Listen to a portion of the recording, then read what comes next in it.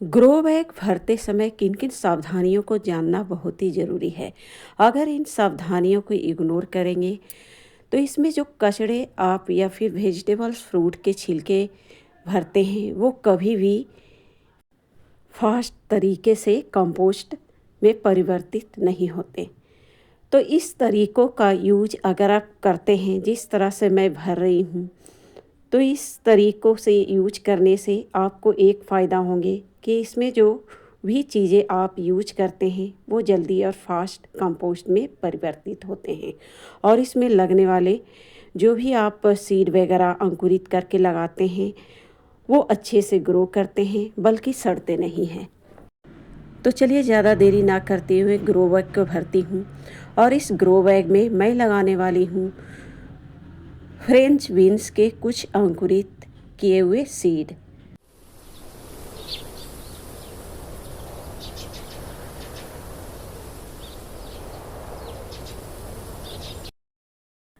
तो यहाँ पर मित्रों आप देख सकते हैं जितने भी ग्रो बैग मैं भर रखी हूँ वो भी बिल्कुल इसी तरीके से भर रखी हूँ। और देखिए कुछ लौकी जो मैं लगा रखी हूँ बीज से ही ग्रो की थी, इसे भरे हुए करीब 1 मंथ हो चुके हैं। और देखिए इसमें जो पौधे तैयार हुए, पौधे की ग्रोथ भी आप ज़बरदस्त रूप से देख सकते हैं, बल्कि इसमें लौकी भी लगने शुरू हो गए हैं। और एक नहीं लौकी बल्कि सैकड़ों लौकी एक ही बार में निकल रहे हैं। यानी कि जितने सारे नोड एरिया दिख रहे हैं वो सारे नोड एरिया से आपको लौकी ही लौकी देखने को मिल रहे हैं। छोटे ग्रो बैग से लेकर बड़े से बड़े ग्रो बैग को मैं इसी प्रकार से भरती हूँ और कितने ही वीडियो आप लोगों के साथ शेयर कर चुकी हूँ, कितने ही तरीके आप लोगों के साथ शेयर कर चुकी हूँ। आप चाहे तो उन तरीक़ों का भी यूज कर सकते हैं या फिर जिस तरीके से आपको बता रही हूँ, खासकर समर सीजन में इस तरह से आप ग्रो बैग भरते हैं तो जल्दी और फास्ट कंपोस्ट में परिवर्तित होते हैं और इसमें जो भी पौधे आप लगाएंगे अच्छी तरह से ग्रोथ करेंगे। आप इसमें 15 से 20 दिन खाद ना भी डालें तो ये अपने आप ही ग्रो करते रहते हैं। तो सबसे पहले देखिए कुछ बीज जो 4 दिन पहले मैं अंकुरित करने के लिए रखी हूँ। इसमें सभी वेजिटेबल्स के बीज हैं और सबसे पहले जो जर्मिनेशन मुझे दिखे हैं वो फ्रेंच बीन्स के। इसमें कुछ झिंगुनी है, ककड़ी के बीज हैं, भिंडी है और उसके अलावा टिंडा भी है।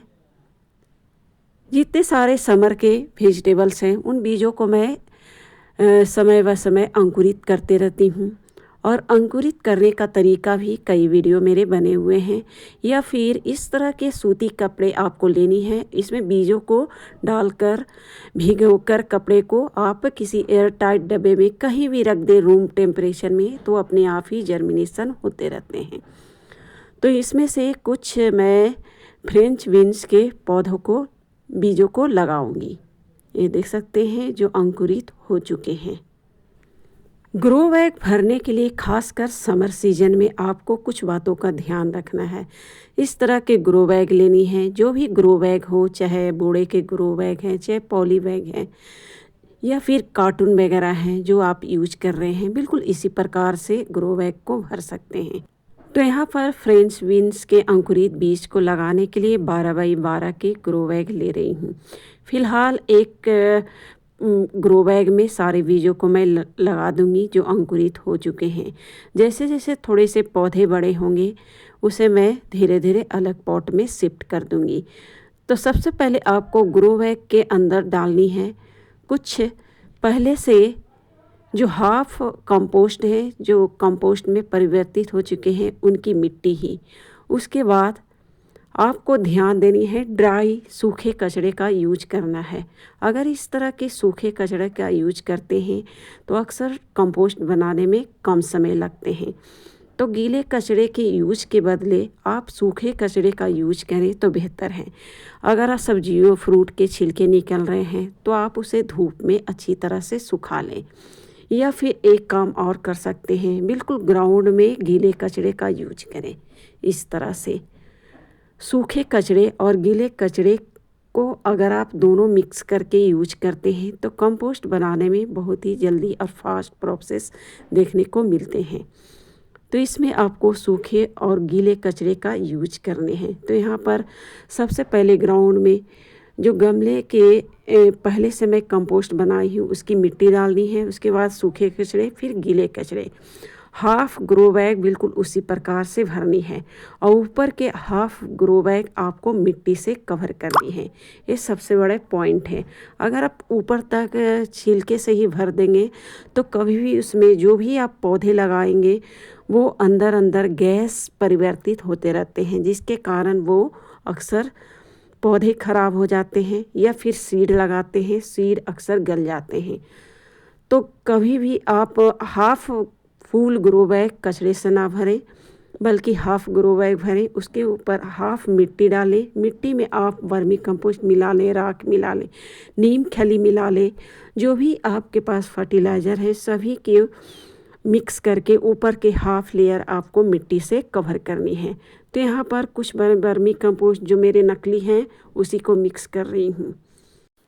तो यहाँ पर जो भी आपके पास खाद वगैरह है, नीम खली है, राख है, पोटास है, आप मिट्टी में अच्छी तरह से मिक्स करके आपको हाफ ग्रो बैग मिट्टी से कवर करनी है।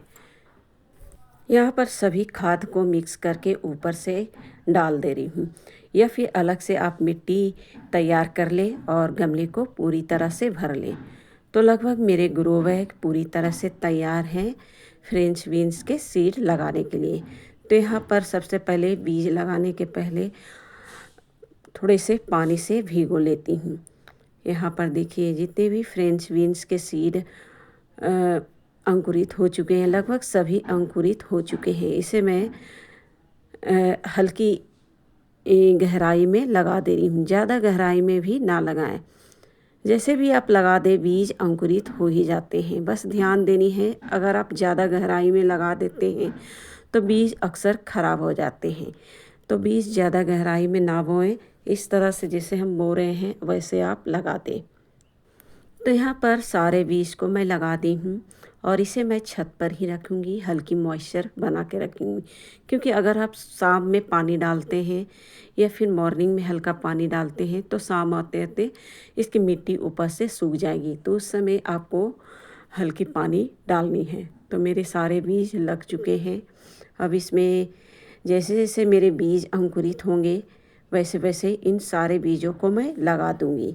तो इस तरह से फ्रेंच बीन्स के बीज आप अंकुरित करके लगा सकते हैं और बिल्कुल इसी प्रकार से ग्रो बैग भर करके आप कोई भी ग्रो बैग हो आप इसी तरह से भरकर जल्दी कंपोस्ट में परिवर्तित कर सकते हैं।